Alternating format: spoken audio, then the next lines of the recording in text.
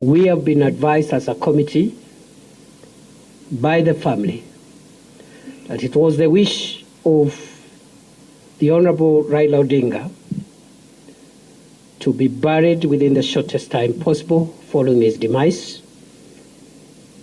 And the family has informed this committee that that timeline is 72 hours.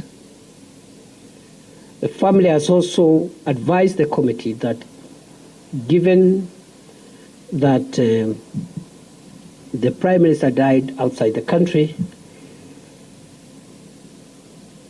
and notwithstanding the very short period within which this process must be concluded,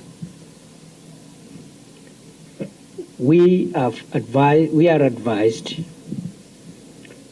that the family and the ex-committee will give respect to the wishes of the late Prime Minister as far as possible,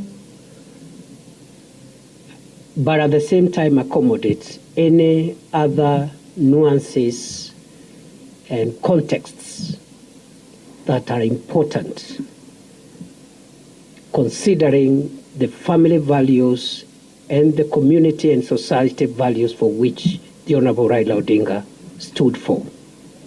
In that connection, it has been decided, therefore,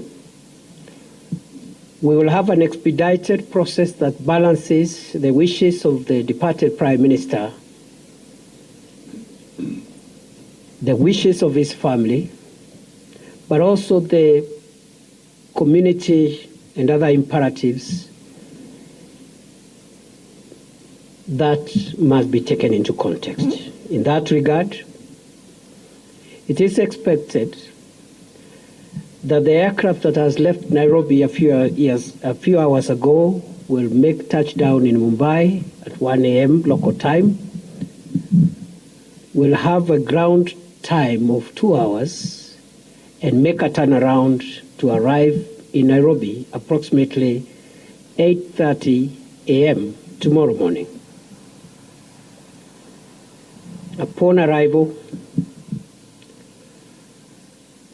the body will be received at the airport by His Excellency the President, members of the family, and other officials, escorted to Lee Funeral Home,